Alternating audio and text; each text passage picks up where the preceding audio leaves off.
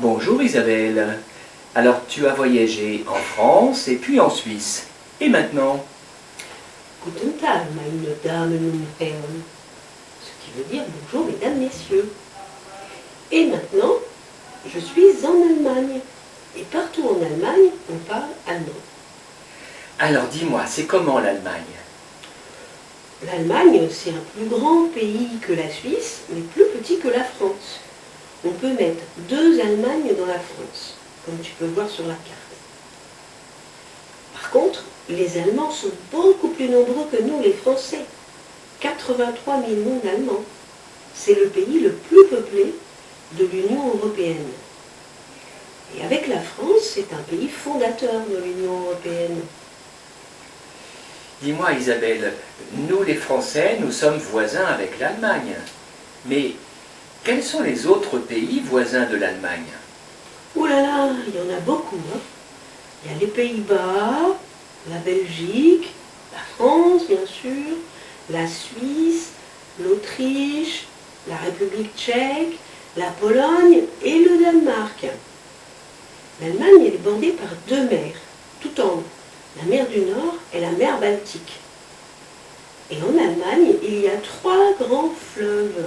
Le Rhin, entre la France et l'Allemagne, l'Elbe et le Danube, que je suis avec l'Eurovélo 6. En France, le président il s'appelle Emmanuel Macron. Mais en Allemagne, il y a un président? Oui, mais c'est surtout le chancelier qui dirige l'Allemagne. Et là, en ce moment, c'est Angela Merkel, la chancelière.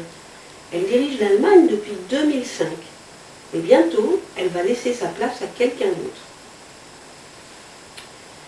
L'Allemagne a été en guerre plusieurs fois avec la France et a provoqué la dernière guerre mondiale en 1940. C'était Adolf Hitler qui dirigeait le pays.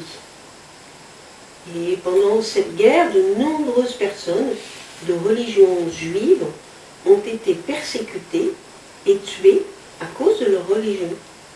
C'était vraiment moche. Et à la fin de la guerre, l'Allemagne a été séparée en 2 pays, puis de nouveau rassemblée en 1990. La capitale de l'Allemagne, c'est Berlin. Alors tu es passé à Berlin? Non, l'Eurovélo 6 passe au sud de l'Allemagne et Berlin, c'est au nord. Je suis passée près de Munich, une ville où il y a eu les Jeux Olympiques. Et puis je suis passée par Ulm, le long du Danube. Le Danube, c'est le 2e fleuve le plus grand d'Europe.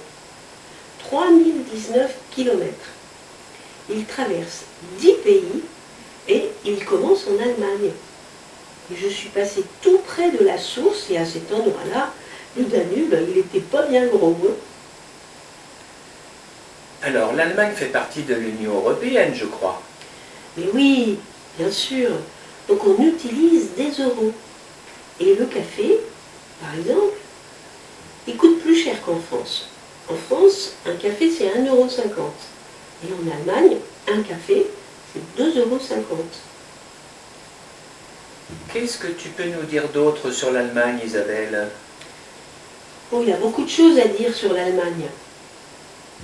D'abord, moi je trouve que c'est le pays du vélo, parce qu'il y a beaucoup de pistes cyclables, partout. Partout en ville, à la campagne. Les maisons aussi sont très fleuries.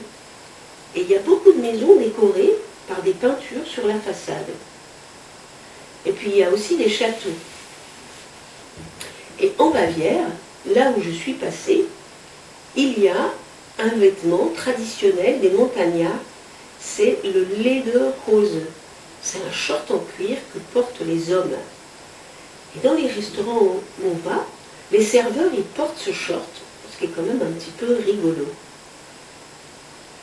En France, la devise c'est liberté, égalité, fraternité. Et en Allemagne?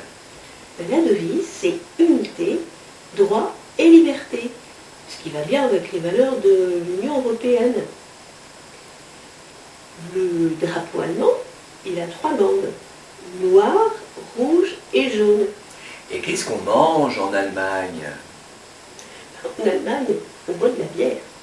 Et on mange beaucoup de saucisses. Et on mange aussi des gros gâteaux. Merci Isabelle. À bientôt pour un autre pays. Auf Wiedersehen. Tschüss.